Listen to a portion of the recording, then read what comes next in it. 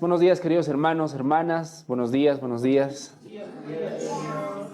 ¿Cómo están, hermanos? ¿Cómo han estado? Buenos días, Sergio. Buenos días, queridos hermanos. Por la gracia de Dios, vamos a predicar hoy día Oseas 2 del 1 al 13, como ya está anunciado. Pero antes, por favor, vamos a empezar orando, ¿sí? Vamos a empezar orando, por favor. Padre Santo, Señor, gracias. Gracias, Señor, porque tú nos conoces perfectamente, Señor, y aún nos dejas existir. Gracias, Señor, por tu infinita misericordia. Padre Santo, te pido, Señor, que bendigas este tiempo. Te pido, Señor, que nos ayudes a entender tu palabra y nos ayudes y nos des un corazón enseñable, Señor. Ayúdanos, Señor, y bendice este tiempo. Te pedimos todo esto en el nombre de tu Hijo Jesucristo. Amén. Amén, hermanos. Vamos a estar nuevamente en Oseas 2 del 1 al 13 y el título de esta enseñanza, de esta prédica, es la desilusión de los amantes. Y vamos a ver que el pueblo de Israel, a pesar de que conocía al único Dios verdadero, fue a buscar a sus amantes. Y obviamente cuando alguien tiene un amante, piensa que en su amante va a encontrar algo más o algo mejor. Y triste va a ser la desilusión de Israel, porque va a ver que los amantes en realidad tenían poco o nada que ofrecer. Pero también vamos a ver que esa es una realidad en cada una de nuestras vidas. Así que acompáñenme, por favor, a la prédica del día de hoy. Vamos a empezar con Oseas 2:1. Dice así la palabra del Señor: decid a vuestros hermanos, a mí, y a vuestras hermanas, Ruhamá. La semana pasada estábamos hablando y estábamos exponiendo que Dios prometió algo, y lo que Dios prometió es reunir a su pueblo. ¿Recuerdan? Dios hizo esa promesa: voy a reunir a mi pueblo. Y eso es principalmente lo que se habló la semana pasada. La promesa de Dios para reunir a su pueblo. Entonces dice, y debería terminar en esta parte, ¿no? Y dice: decid a vuestros hermanos, a mí, y a vuestras hermanas, Ruhamá. Si a mí significaba no son mi pueblo, ahora a mí a secas debería significar pueblo mío. Y recuerdan que la vez pasada hablamos sobre no Ruhamá, que significaba no compadecidas. Ahora la palabra de Dios dice lo contrario. Digan a sus hermanas que son compadecidas. Entonces, el capítulo 2, versículo 1, básicamente está redundando en lo que expusimos la semana pasada. Dios ha prometido que va a reunir a su pueblo. En un momento determinado va a decir: ustedes no son mi pueblo, yo no soy, ustedes son no compadecidas, pero después Dios promete una restauración, ¿sí? Dios promete una restauración. Ahora vamos a pasar al versículo número 2, y por favor voy a suplicarles que me apoyen con vuestra vista en vuestras Biblias, porque es muy necesario para poder entenderlo mejor. En el versículo 2 dice lo siguiente: contended con vuestra madre, contended, porque ella no es mi mujer. Son palabras un poco ahora más agrias en realidad, ¿no? Es un tono acre el que estamos viendo ahora. ¿Por qué se los digo? Porque hace un momento la semana pasada hemos visto en la Biblia que Dios ha prometido reunir a su pueblo, ¿sí? Los va a reunir nuevamente en el futuro. Pero ahora en el versículo 2 dice: contended con vuestra madre, porque ella ya no es mi mujer. Básicamente se está divorciando de su mamá. Parece una contradicción, ¿no? Porque primero Dios está diciendo: bueno, los voy a reunir, y ahora parece que se está molestando nuevamente. Me voy a divorciar de ustedes, me voy a divorciar de su madre. Lo que pasa, queridos hermanos, es que olvidamos, la promesa de Dios es que va a reunir a su pueblo en el futuro, claro que sí. Pero la realidad es que ese momento, en ese instante en el que le está hablando, lamentablemente el pueblo sigue profundamente rebelde. Esa es la realidad. Nuevamente, Dios dice: los voy a reunir, pero vamos a hablar cómo estamos ahorita. Y ahorita no estamos muy bien. No estamos bien. estamos mal y estamos tan mal que me voy a divorciar de ti, esposa. Eso es lo que está diciendo ahora. Entonces, ¿qué pasa acá? Cuando un esposo se divorcia de su esposa, y más aún teniendo hijos, hay la gran posibilidad de que los hijos se resientan, ¿no? Se resientan con el papá. ¿Por qué? Porque el papá está dejando a su esposa y en un sentido los está dejando al abandono. Eso puede crear en los hijos un resentimiento hacia su papá. Esa es la realidad. Y lo natural en los hijos puede ser eso. Papá, estás abandonando a nuestra mamá. Nos estás abandonando a nosotros. El sentimiento de los hijos hacia el padre puede ser de molestia, de rencor. Pero miren cómo contesta acá la palabra, el papá, en el versículo 2. Contended con vuestra madre. Contended, porque ella no es mi mujer, ni yo soy su marido. Aparte pues sus fornicaciones de su rostro y sus adulterios de sus pechos. Lo que el Padre o lo que Dios está queriendo decir acá es algo sencillo pero profundo. Ustedes, hijos, están molestos conmigo, pero yo quiero dejarles algo en claro. Yo no estoy dejando a su madre porque no me parezca simpática. Yo no estoy dejando a su madre porque me dio un arrebato de cólera y quiero buscar otras mujeres. Yo estoy dejando a vuestra madre porque ella se ha prostituido y me ha engañado. ¿Quieren molestarse por esta separación? Contiendan con vuestra madre. Contended con vuestra madre. Contended. Nuevamente, porque ella no es mi mujer y yo no soy su marido. Y nuevamente dice acá, aparte pues sus fornicaciones de su rostro y sus adulterios de sus pechos. Lo interesante acá es esta parte, dice que aparte sus fornicaciones de su rostro y sus adulterios de sus pechos. Eso da a entender que la esposa en ese momento se veía y se vestía como una prostituta. Y quisiera que vean acá el punto. Muchas veces cuando alguien busca un amante, lo hace por lujuria, por el placer del momento. Ve, conoce a otra persona, cae en tentación y por el tema y por la lujuria de su corazón se entrega a ello. ¿Ok? El caso de la esposa, en realidad, vamos a ver que ella no lo hizo solamente por adulterio, lo hizo por un interés económico. Y eso lo agrava en dos maneras. Uno, normalmente cuando alguien va a ver a su amante, ¿lo hace a escondidas o lo hace abiertamente? Estoy yendo donde mi amante. Lo hace a escondidas, ¿no es cierto? Pero el descaro de la esposa había llegado a tal punto en el que ya no lo hacía a escondidas, lo hacía abiertamente y no se prostituía a escondidas. La veías y aún su vestimenta era de una prostituta. Y en ese punto el esposo dice, hasta aquí. Hasta aquí. Entonces Dios quiere dar a entender eso a sus hijos. Ok, me voy a separar de vuestra mamá. Y no contiendan conmigo, contiendan con ella. Que se quite sus prostituciones, dice aquí en el versículo número 3. Entonces, versículo número 2, perdón.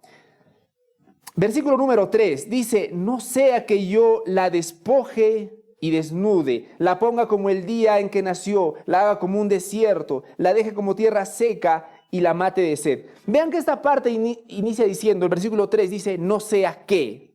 Lo que da a entender que todavía hay una luz de esperanza, una gota de paciencia que tiene el esposo hacia su esposa. Porque ahí todavía está dando una advertencia, que se quite esas cosas ahora mismo su madre.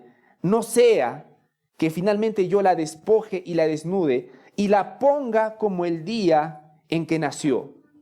La haga como un desierto. Es interesante porque la advertencia que está dando el esposo acá es que finalmente va a despojar completamente a su esposa.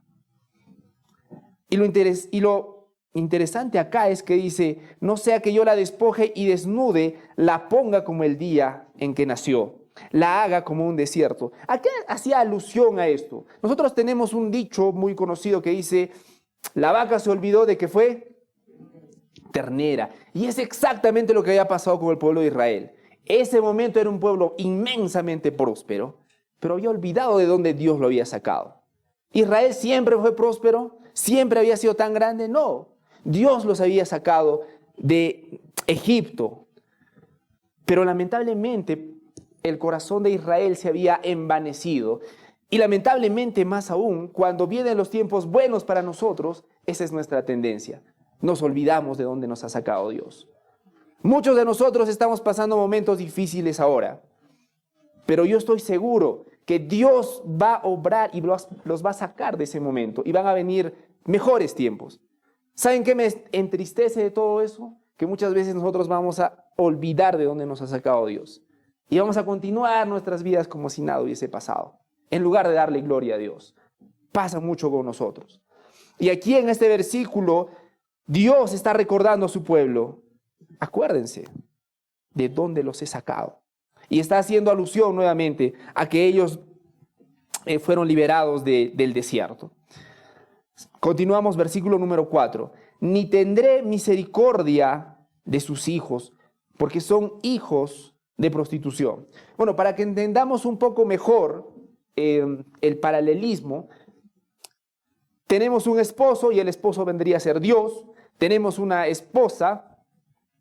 La esposa viene a representar el pueblo y los hijos serían las personas en particular de ese pueblo. Entonces, lo que está queriendo decir es lo siguiente: yo no voy a tener misericordia del pueblo en general como nación, pero tampoco voy a tener misericordia de las personas, porque finalmente tienen la misma mentalidad que su madre. Eso es lo que está queriendo decir. No tendré misericordia de sus hijos porque son hijos de prostitución, porque su madre se prostituyó, versículo 5. La que los dio a luz se deshonró. Y nuevamente, en todos estos versículos, particularmente del 1 al 7, Dios va a dejar en claro algo. Todo esto que van a leer del versículo 1 al 7, Dios quiere dejar algo en claro. Me voy a divorciar de vuestra madre. Pero quiero dejar algo en claro. No es por mí, es por su madre, por el pecado de ella. Versículo número 5. Porque su madre se prostituyó, la que se dio a luz, la que los dio a luz se deshonró porque dijo: iré tras mis amantes, que me dan pan y agua, que me dan mi pan y mi agua, y mi lana y mi lino, mi aceite y mi bebida. Ahora veamos la lógica de su madre. Su madre se prostituyó y dijo: iré tras mis amantes. Por favor, no pasen por alto esta parte. Porque dijo, estamos en el versículo número 5, porque dijo: iré tras mis amantes. ¿Qué es lo grave acá, queridos hermanos? Cuando la Biblia nos indica que la madre dijo: iré tras mis amantes, esta partecita, porque dijo, no sé, en otras versiones, no recuerdo cómo está, pero es la misma idea, porque dijo. Porque dijo. ¿A qué se refiere esta parte porque dijo? Significa que la mujer deliberadamente tomó la resolución de engañar a su esposo. Para llegar al punto de engañar a su esposo, esta mujer no fue de manera, este engaño y esta traición no fue de manera casual o accidental, no sé si por así decirlo. Ella tomó la resolución: iré tras mis amantes. No fue que ella estaba ahí tranquila, vino el amante, la sedujo y se la llevó. No, acá la Biblia dice que la esposa dijo: iré tras mis amantes. Es importante ese dijo porque ahí muestra que la esposa tomó la resolución, tomó la decisión, fue deliberada en buscar a sus amantes. Y lo que está queriendo decir al pueblo es exactamente lo mismo. Ustedes que están adorando a esos ídolos, ustedes que están adorando a esos Baales de Israel, no es que los están adorando de casualidad. Ustedes han tomado la resolución de ir tras ellos.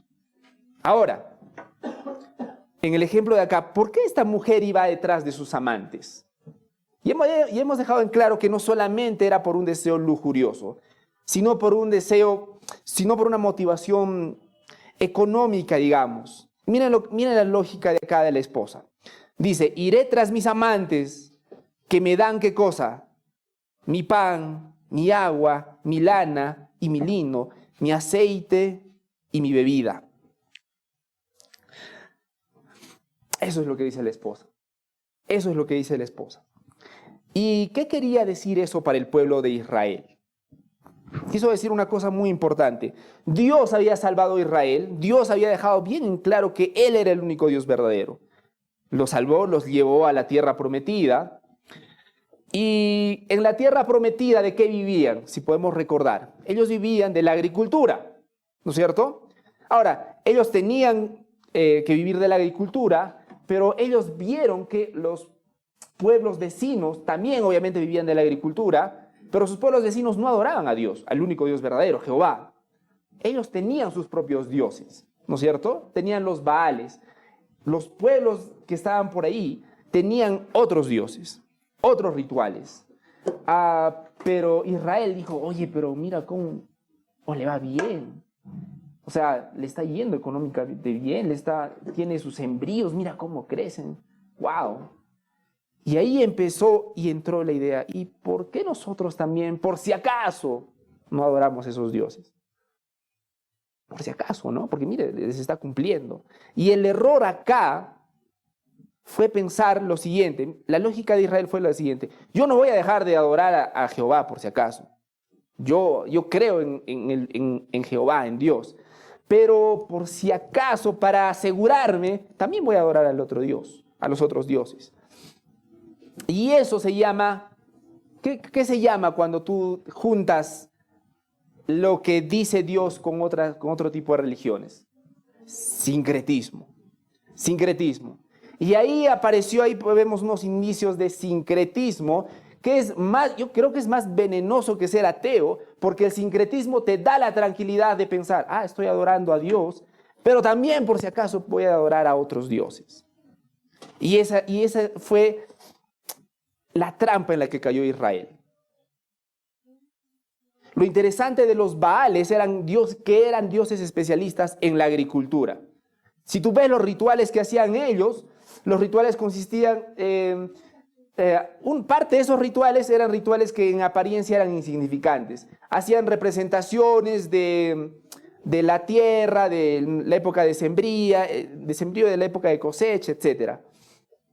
Pero también parte de esos rituales eran rituales donde utilizaban prostitutas religiosas. Entonces, habían prostitutas religiosas, tú ibas, tenías relaciones con las prostitutas y mágicamente eso te aseguraba que tu cosecha iba a ser abundante. Así era la creencia de ellos, de los dioses de los Baales. Pero obviamente Dios decía una cosa muy distinta. Lamentablemente, Israel cayó en eso. Vio a Dios, a su único Dios verdadero, como un Dios general, pero dio a los Baales como un doctor especialista. No sé si me dejo entender. Tú tienes dos doctores, uno que es doctor médico general y tú tienes un médico especialista. ¿En quién confías más? ¿En el médico general o en el médico especialista? Un especialista, ¿no es cierto? Ahora, si tú tienes al médico general, no vas a despreciarlo, pero vas a preferir al especialista, porque conoce más. Esa fue la lógica en realidad de Israel. Ellos pensaban que estaban bien con eso. Vamos a seguir adorando a Dios, vamos a seguir cumpliendo con los mandamientos de Dios, entre comillas, pero también vamos a adorar a los otros dioses, porque ellos nos van a dar nuestro aceite, nuestra bebida y nuestra agua. Versículo 6.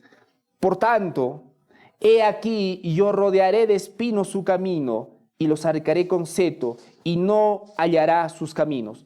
Acá está diciendo algo sencillo. La esposa, a pesar de recibir la advertencia de su esposo de no prostituirse, de arrepentirse, ella sigue testaruda, quiere ir para sus amantes. Entonces, Dios, para detener la insensatez de esa esposa, va a hacer que tenga dificultades, tenga carencias, para que no siga en ese camino. Por tanto, he aquí yo rodearé de espinos su camino y la cercaré con seto y no hallará sus caminos. Pero miren lo interesante del versículo número 7. Seguirá a sus amantes. Vean que esa esposa es obstinada. A pesar que Dios le advierte, le dice y hace todo lo posible para que su esposa no vaya tras sus amantes. En el versículo 7 dice, seguirá a sus amantes, pero no los alcanzará. Los buscará y no los hallará. Entonces dirá, iré y me volveré a mi primer marido, porque mejor me iba entonces que ahora. Porque mejor me iba entonces que ahora. El esposo Dios iba a permitir que su pueblo busque y se decepcione de sus amantes, de los ídolos, para que finalmente diga, creo que voy a volver a mi esposo. Pero miren acá la motivación. ¿Por qué iba la mujer a volver hacia su esposo? ¿Qué dice acá en el versículo número 7? Entonces dirá, iré y me volveré a mi primer marido, porque mejor me iba entonces que ahora. Noten que no está diciendo, fallé a mi marido. Mi marido me ha demostrado tanto que me ama y voy a volver porque yo en el fondo lo amo. No dice eso. La esposa, ¿qué dice acá? Voy a volver a mi primer marido porque me iba mejor entonces que ahora. Noten que aún la motivación no es la correcta. Y esa parte, porque mejor me iba entonces que ahora, también nos recuerda al hijo pródigo. No sé si recuerdan la parábola del hijo pródigo. En la parábola del hijo pródigo, él despilfarra todo lo que le dio el padre, su papá, ¿no es cierto? Pero al final, después de despilfarrar, estaba con los chanchos, comiendo con los cerdos, ¿no es cierto? Y ahí es donde el hijo pródigo dice, voy a volver a casa de mi padre. Y utiliza interesantemente la misma frase, porque mejor me iba entonces que ahora. Pero noten también que en la parábola del hijo pródigo, el padre, ¿cómo lo recibe? Se te acabó la plata, recién vuelves, por mi plata. No. Lo interesante de la parábola del hijo pródigo es que el padre lo espera con una alegría inmensa. Con una alegría inmensa. Mi hijo estaba muerto y ahora está vivo. Y eso nos muestra, uno, la insensatez de nosotros, pero también nos muestra la grandeza de Dios. La grandeza de nuestro Señor. Pero regresemos por favor al libro de Oseas. Eso es lo que dijo la esposa. Entonces volveré a mi primer marido porque mejor me iba entonces que ahora. Y todo esto parte de un punto principal. Ese era el primer punto que yo quería explicar y les pido disculpas, no se los dije. Dios iba a dejar a su pueblo por causa de sus pecados. Ese era el primer punto que quería indicar acá. Vamos a pasar al segundo punto, y mi segundo punto es explicar lo siguiente. El pecado te vuelve estúpido. El pecado te vuelve estúpido. Y vamos a ir por favor al versículo número 8. Versículo número 8. Pues ella no sabía que era yo que le daba el trigo, el vino nuevo, el aceite, y le prodigaba plata y el oro que ellos usaban para dar a Baal. Esa es la parte principal de la prédica del día de hoy, porque nos muestra algo importante sobre la naturaleza de la esposa, sobre la naturaleza del pueblo, pero también sobre nuestra naturaleza. Dice, ella no sabía que era yo que le daba el trigo. La esposa se iba con sus amantes porque pensaba que los amantes le daban ¿qué? Mi pan, mi agua, mi lino, mi aceite, mi bebida. Y en el versículo 8 nos dice, ella no sabía que era yo, no eran los amantes. Nunca fueron tus amantes quienes te daban lo que tú tanto te alegrabas. Siempre fui yo, tu Dios, tu esposo. Pero ella no lo sabía. Y ella lo que nos llama la atención acá, pues ella no lo sabía. ¿Por qué es importante esto? El pueblo de Israel fue enseñado por palabra y por hecho que solo Dios es proveedor de todas las cosas. El pueblo de Israel fue enseñado por años que existía un único Dios verdadero, que Él era el único proveedor de todas las cosas, que Él era inmensamente poderoso. Nuevamente, el pueblo de Israel no solamente fue enseñado por las palabras, de hecho, a ellos les constaba el poder de Dios. A ellos les constaba el poder de Dios.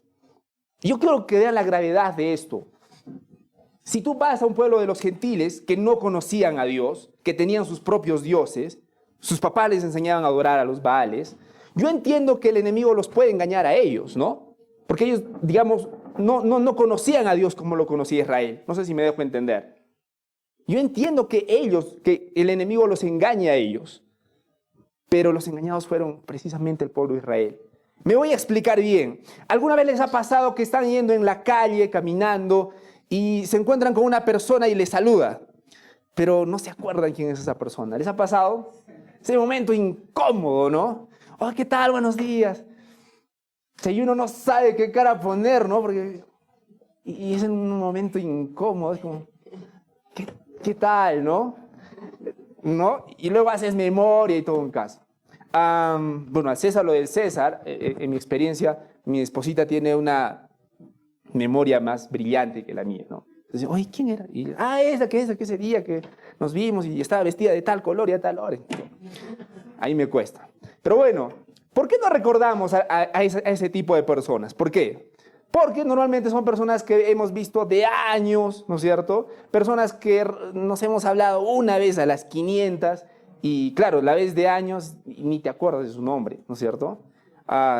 De su apodo te acuerdas en el mejor de los casos y es un momento incómodo, ¿no es cierto? Es normal que ves a una persona de tiempo y no la reconozcas, ¿no es cierto? Es normal. Pero miren la gravedad. ¿Qué pasa si yo estoy caminando por la calle y me encuentro con mi esposa y no la reconozco? Hay una diferencia, ¿no? Imagínense que mi esposa me saluda y yo le diga, oye, ¿cómo te llamabas? Los que están casados, ustedes saben que eso es sentencia de muerte, ¿no es cierto? Es ilógico. ¿Pero por qué es ilógico? ¿Por qué sería ilógico? ¿Por qué en el mejor de los casos se usa para un chiste? ¿Por qué? ¿Por qué sería ilógico que no la reconozca a mi esposita? Porque es mi esposa. Porque es alguien con quien debería estar familiarizado, obviamente, ¿no es cierto? Y aquí está la gravedad en el versículo número 8. Ella no sabía que era yo. Y noten que acá en realidad el tono en realidad es sarcástico. No, acá en la Biblia no está diciendo ella iba detrás de sus amantes y yo sin que ella se dé cuenta yo le proveía. No dice eso la Biblia. Acá dice que ella debió haberlo sabido porque era su esposo. Porque el pueblo de Dios debió haber conocido desde el inicio de que el único que provee, ¿quién es? Dios. Y lo indignante es que no lo había reconocido. ¿Y por qué? Y ahí va mi punto. El pecado finalmente te vuelve estúpido. Una vez que tú te entregas a tu pecado, y estamos hablando del pueblo de Dios, no estamos hablando de los gentiles. Una vez que tú te entregas a tu pecado, empiezas a hacer estupideces. ¿Por qué estoy usando esa palabra tan fuerte?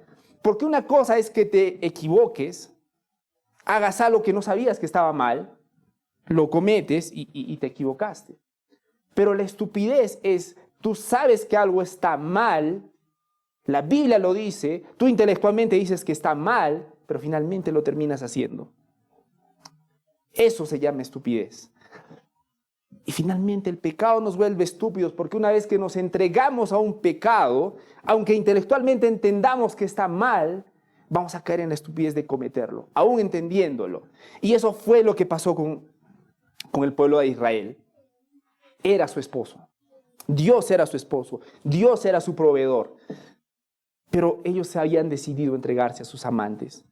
Y habían llegado a endurecer tanto su corazón que llegaron al punto de decir, todas esas cosas buenas que me están pasando es gracias a los rituales que estoy haciéndoles a esos dioses. ¡Qué estupidez! ¡Qué estupidez! Pero la misma estupidez en lo que caemos muchos de nosotros. Porque cada bendición, cada cosa buena que nos está ocurriendo, es nuestro Dios quien nos los está dando. Pero nosotros pensamos que es cualquier cosa menos Dios. Y ese fue el error grave de Israel. Y ese sigue siendo el error grave con nosotros. Ella no sabía. Ese es el tono irónico. Por supuesto que ella sabía. Pero ella endureció tanto su corazón que finalmente no vio quién realmente la estaba amando. Entonces, cuando tú confías en algo que no sea Dios, más que en Dios, eso se llama idolatría, ¿correcto? Eso se llama idolatría. Y los idólatras tienen un doble pecado por lo siguiente. Uno, los idólatras niegan que el favor sea de Dios, en primer lugar. Y lo peor es que atribuyen el favor a alguien que no le corresponde. Miren el versículo número 8. Ella no sabía que era yo que le daba el trigo, el vino nuevo y el aceite, y le prodigaba plata y oro, que ellos usaban ¿para qué, finalmente? Para Baal. Dios los bendecía y ellos ni siquiera le daban la gracia a Dios, le daban gracias a los ídolos. y usaban todas esas bendiciones para los ídolos. Ese fue el gran pecado de Israel. Y eso es lo que está queriendo demostrar la palabra de Dios. Eso es lo que está queriendo demostrar Dios en este momento. Y acá viene la idea clave de toda mi enseñanza, de toda la prédica. Los idólatras, escúchenme bien por favor, los idólatras no ven a Dios como el único proveedor de todas las cosas, sino que piensan que su trabajo estaría perdido si solamente adoran al único Dios verdadero. Los idólatras no ven a Dios como el único proveedor. Noten acá que estoy diciendo el único. Porque para muchos de nosotros Dios es un proveedor más. Pero por si acaso yo también tengo otras cosas para asegurarme, por si acaso. Y ese es el gran error de un corazón idólatra. Los idólatras no ven a Dios como su único proveedor. Y quiero hacer una pausa acá. ¿Tú ves a Dios como tu único proveedor? ¿Como tu único proveedor? Esa es la pregunta que deberíamos hacernos. Porque la realidad es que muchos de nosotros no vemos a Dios como nuestro único proveedor. Y muchos de nosotros, discúlpenme que lo diga así, estamos dispuestos a vendernos. Así como la esposa de Oseas. Bueno, la esposa de Oseas vendió su cuerpo. Y ustedes dirán, no, yo no vendería mi cuerpo. Yo no me prostituiría. De repente, físicamente no.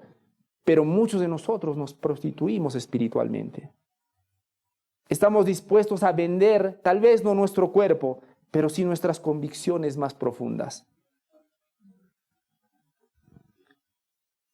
La palabra de Dios dice, no dejen de congregarse.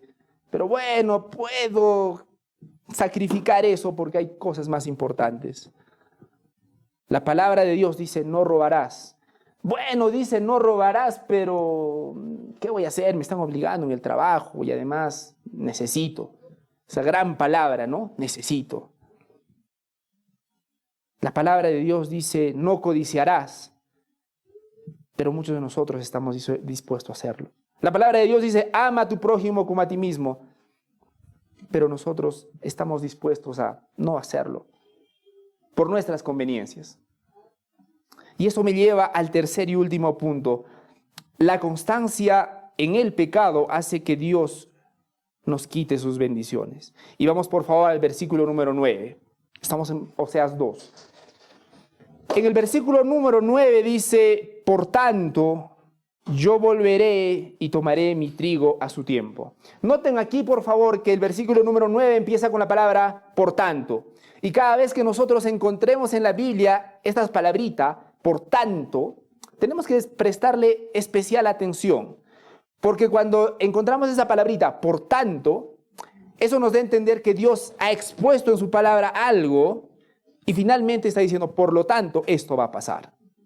Entonces tenemos que prestar atención a ese por tanto. Y antes de ese por tanto, lo que hemos explicado hace rato es esto. Dada la obstinación de su esposa, ahora va a haber consecuencias. Va a haber un por tanto. Versículo 9. Por tanto, yo volveré y tomaré mi trigo a su tiempo y mi vino a su sazón y quitaré mi lana y mi lino que había dado para cubrir su desnudez. Y ahora descubriré yo su locura delante de los ojos de sus amantes. ¿Cuál es la advertencia que hace aquí el esposo a su esposa? Voy a quitarte todo y ahora voy a descubrir tu locura. Noten que Dios muestra algo interesante. Es como, permítame, creo que acá muestra, no. Este es el pueblo de Dios, ¿correcto? Y Dios los está protegiendo. Dios los está protegiendo. Dios los está cuidando. Dios los está guardando. Dios los está ministrando. Dios los está guiando. Pero el pueblo es insensato. Entonces Dios hace lo siguiente. Los voy a descubrir. Y cuando Dios retira su mano, retira su protección, retira su cuidado, retira todo. ¿Y qué queda? La miseria y desnudez del pueblo. Y eso es lo que está a punto de ocurrir. Y acá en la palabra nos dice, ahora yo descubriré su locura. Dios los estaba protegiendo, pero ahora Dios iba a demostrar quién era el pueblo sin Dios. Voy a descubrir su locura delante de los ojos de sus amantes y nadie la librará de mi mano. Y ustedes ven que ahora queda un pueblo desnudo y desamparado. Versículo número 11. Haré cesar su gozo, sus fiestas, sus lunas nuevas y sus días de reposo y todas sus festividades. Ok, el Señor está diciendo, listo, suficiente, ahora les voy a quitar mi bendición. Una de las cosas que Dios está quitando es lo siguiente: su gozo, sus fiestas, sus lunas nuevas y sus días de reposo y todas sus festividades. Acá dice en el versículo 11. Porque el pueblo de Israel adoraba a Dios a través de ciertas festividades. Por ejemplo, a través de la Pascua y el Tabernáculo, que eran las festividades anuales, a través de los días de reposo, que eran los días semanales. Pero Dios está diciendo, voy a cortar todo eso. ¿Por qué? Porque el pueblo estaba feliz haciendo lo siguiente: adoraba a Dios de manera formal, pero luego se iba con la mayor de las tranquilidades a ver a sus amantes. Y el pueblo, aun cuando adoraba acá a Dios, sentía un gozo. Pero noten que ese era un gozo vacío para Dios. Porque a Dios no le importa esa religión vacía nuevamente. No le importa solamente las formas. A través del profeta Oseas está diciendo que iba a poner fin a todas estas celebraciones porque Israel había sido infiel y había adorado a otros dioses en lugar de serle fiel a él. Dios iba a cortar cualquier cosa relacionada a la adoración externa. Y Dios iba a arrancar aquella forma vacía de religión en la que se deleitaban con necedad. Lo iba a arrancar. Pero no solamente a nivel espiritual, también el castigo iba a ser a nivel material, como lo ven en el versículo número 12. Versículo número 12, por favor, en vuestras Biblias. Y haré talar sus vides y sus higueras, de las cuales dijo, mis salarios son salario que me han dado mis amantes, y las reduciré a un matorral, y las comerán las bestias del campo. Entonces el Señor dice que les va a quitar aún lo material, y por cierto está recordándoles, todo eso que te doy es lo que tú pensabas que era mi salario, y el salario de mis amantes. Ok, te lo voy a quitar. Y el versículo número 13, y la castigaré por los días en que incensaba a los Baales y se adornaba de sus arcillos, que son aretes, y de sus joyeles, y se iba tras sus amantes, y se olvidaba de mí, dice Jehová. Entonces, hermanos, estamos viendo que el castigo de Dios no solamente iba a ser justo. Vuelvo al punto, contended con vuestra madre, no es por mí, es por el pecado de ella. El castigo de Dios no solamente iba a ser justo, sino también necesario. Porque cuando nosotros perseveramos, Dios dice que perseveremos en algo. ¿En qué dice que perseveremos? En la fe. En la fe en Jesucristo, por cierto. Pero muchos de nosotros, en lugar de perseverar en la fe, perseveramos en nuestros pecados. Pecamos, pecamos, pecamos y seguimos pecando. Y Dios no va a permitir eso. Dios va a cortar, una vez que nosotros perseveramos en nuestro pecado, va a haber consecuencias, porque Dios nos ama. Quiero recordarles eso también. Entonces, yo quiero recordarles un par de ideas. Los idólatras no ven a Dios como el único proveedor de todas las cosas. Y ese es el gran problema con muchos de nosotros. Pensamos que no solamente Dios nos provee, sino muchas otras cosas más. Y ese es el gran error que cometemos el día de hoy. Y tenemos que recordar, Dios es nuestro único proveedor. Dios es nuestro único protector. Pero tenemos que mostrarlo en la práctica. Un pequeño mensaje para los creyentes. Necesitamos matar el pecado todos los días, hermanos. Por favor, vayamos a Romanos 8, del 8 al 10. Ayúdenme, por favor, con vuestro amén cuando ya lo encuentren. Romanos 8, del 8 al 10. Amén, amén. Por favor, ayúdenme. Perfecto. Dice así la palabra del Señor en Romanos 8, del 8 al 10. Por eso, Los que viven según las inclinaciones de la naturaleza débil no pueden agradar ¿a quién? A Dios. Pero ustedes ya no viven según esas inclinaciones, sino según el Espíritu. Puesto que el Espíritu de Dios vive en ustedes, el que no tiene el Espíritu de Cristo no es de Cristo. Versículo 10. Pero si Cristo vive en ustedes, noten esta frasecita, esta palabrita, si Cristo vive en ustedes. Pero si Cristo vive en ustedes, el Espíritu vive porque Dios los ha hecho justos, aun cuando el cuerpo esté destinado a la muerte por causa del pecado. Entonces, hermanos, nosotros estamos llamados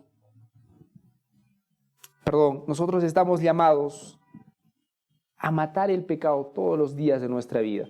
Hay un engaño acá. Cuando viene el pecado a nosotros, el engaño es que nosotros pensamos que podemos controlarlo. Que nosotros podemos manejarlo. Pero el gran problema es que eso no solamente no sucede, sino que el pecado crece y finalmente te insensibiliza el corazón. Llegas a un punto de insensibilidad tan grande que vas a llegar a decir, oye, que vas a llegar a ver a Dios, pero no a reconocer a Dios. Esta mañana en la escuela dominical hicieron una pregunta muy interesante. Y la pregunta era, ¿por qué nosotros normalmente esperamos que Dios actúe de una forma sobrenatural? Esa fue la pregunta, ¿no? Los que están en la escuela dominical. Esa era la pregunta. ¿Por qué nosotros esperamos que Dios actúe de una forma sobrenatural? Y justo estábamos hablando con el pastor Joe. La realidad es que nosotros esperamos ver a Dios de manera sobrenatural, pero no lo vemos en la vida diaria, en el día a día. Y hay ese mal entendimiento de Dios. Pensamos que Dios solamente se manifiesta cuando pasa algo milagroso en nuestra vida. Oh, Dios. Pero cuando podemos comer cada día, cuando el pan de cada día nos falta en nuestra mesa, ¿vemos a Dios? Cuando tenemos un día más por su gracia, estando saludables, pudiendo respirar, caminar, ¿ahí vemos a Dios? Muchos de nosotros no. Muchos de nosotros eso es una cosa aparte, pero lo de Dios es algo que necesariamente tiene que ser sobrenatural. Y es parte del corazón de dividir, de pensar que Dios es una cosa y la vida que nosotros vivimos saliendo de esta iglesia es otra. Quisiera citar a Thomas Watson. Era un puritano y dijo lo siguiente: el peor de los males que los creyentes experimenten en esta vida es todo el infierno que ellos llegarán a conocer. El peor de los males que los creyentes experimenten en esta vida es todo el infierno que ellos llegarán a conocer. ¿Qué significa esto? Que todos nosotros vamos a pasar por cosas difíciles, complicadas. Pero para el creyente, pase lo que pase, sufra, lo que sea, lo más grave, imagínense, hermanos, lo peor. La Biblia dice que todo eso que sufra el cristiano, el creyente, va a ser todo el, entre comillas, infierno que le va a tocar vivir. Porque una vez que muera, ¿qué sigue? El cielo, la gloria, estar junto con su Padre. Pero de eso también podemos inferir lo siguiente: la mayor de las glorias que esté viviendo un incrédulo es todo el cielo que él va a poder experimentar. Cielo entre comillas. Porque imagínense lo mejor que puede pasar una persona no creyente. No sé, lo mejor. Cada uno tiene su estándar de qué es lo mejor.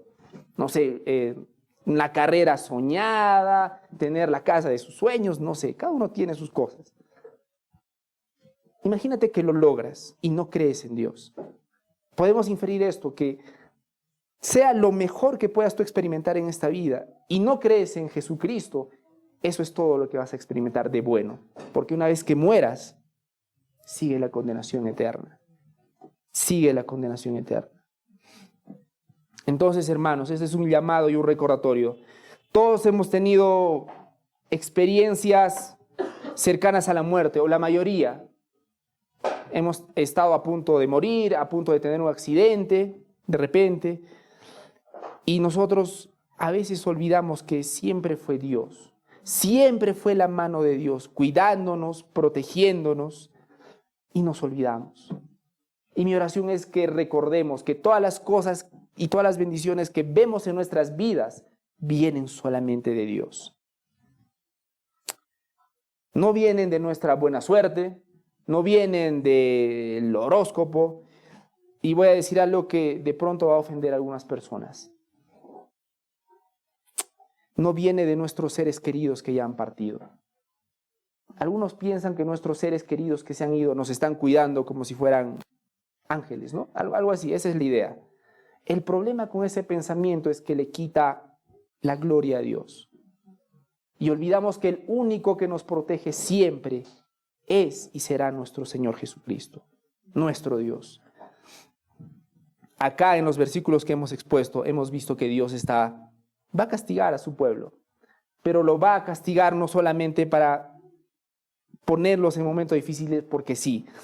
Dios está poniendo a su pueblo en este momento para que finalmente lo busque. Para que finalmente lo busque. Y nosotros tenemos que recordar eso. La disciplina de Dios, cuando Dios permite que algunas cosas salgan mal en nuestra vida, siempre es para que finalmente lo busquemos a Él. Siempre es para que lo busquemos a Él. Y finalmente también quisiera decirles que una de las peores cosas que hizo Israel era que no solamente no reconocían a Dios, sino que se lo daban a los ídolos. Y actualmente caemos en esa misma trampa. ¿Cuántas personas en esta sala adoran a Baal? Nadie, ¿no? Ninguno. Pero lo triste es que adoramos a otras cosas. Tenemos otros ídolos más sofisticados. El trabajo, el estudio, el placer. Tenemos nuestros amantes. Pero lo triste de todo esto, como ha anunciado el título, es que cuando logres estar en lo más alto de cualquiera de estas cosas, trabajo, estudio, placer, lo que quieras, te vas a llevar una inmensa desilusión. ¿Saben por qué estoy seguro? Porque había un dicho que decía, un millonario, ¿cuánto dinero más creen que necesita? Siempre dice, un poquito más, un poquito más. Y esa es la realidad, porque nada de lo que esté en este mundo va a terminar llenando el vacío de nuestro corazón. Y si nada en este mundo puede llenar el vacío de nuestro corazón, significa que nosotros hemos sido diseñados para ser llenados por algo más grande que este mundo. ¿Qué es quién? Que es Dios. Vengo del futuro y cada uno de ustedes tienen planes. Pero si olvidan a Dios y se enfocan en sus planes y lo logran, vengo del futuro. Lo único que van a encontrar es desilusión y desasosiego. Y hermanos, nosotros, yo y mi llamado el día de hoy es ese, que nosotros reconozcamos que nuestro único proveedor es Dios y que nos ayude a verlo. Amén. Vamos a orar. Señor, muchas gracias por tu palabra el día de hoy. Muchas gracias, Señor, por mostrarnos el día de hoy a través de tu palabra, que muchas veces no te vemos como nuestro único proveedor. Señor, ayúdanos a ser fieles a tu palabra, ayúdanos a ser fieles a tu nombre. Ayúdanos, Señor, a que en los momentos difíciles no estemos dispuestos a vendernos por la necesidad, porque la necesidad nuestra tú la conoces, Señor. Y tu palabra dice que ni aun un cabello nuestro que caiga sale de tu buena voluntad. Señor, muchos de nosotros por acá estamos pasando por momentos complicados, por momentos de prueba, por momentos difíciles. Señor, yo te pido no que lo saques del problema, te pido que seas su paz en medio de ese problema, porque los problemas siempre van a estar, Señor. Hoy día termina un problema, mañana va a llegar otro. Pero nosotros pensamos que saliendo del problema particular que estamos en este momento, es lo último que queda. Señor, ayúdanos a dar la buena batalla de la fe. Señor, yo te pido que bendigas cada plan que tiene cada uno de mis hermanos. Pero Dios mío, muéstrales que ese plan tiene que estar alineado a tu buena voluntad. Ayúdales, Señor, a mostrarles que tú eres su único proveedor. Y que no lleguen mis hermanos al punto de entregarse tanto al pecado que un momento se pueda decir de ellos, ellos no sabían que era yo el que les daba el trigo, el aceite y les prodigaba plata y oro. Señor, ayúdanos a siempre reconocer que eres tú quien nos va a cuidar y nos va a guardar hasta el final. Padre Santo, te pido por cada una de las personas que están aquí y aún las personas que nos vean a través del internet. Padre Santo, te pedimos todo esto en el nombre de tu Hijo Jesucristo. Amén.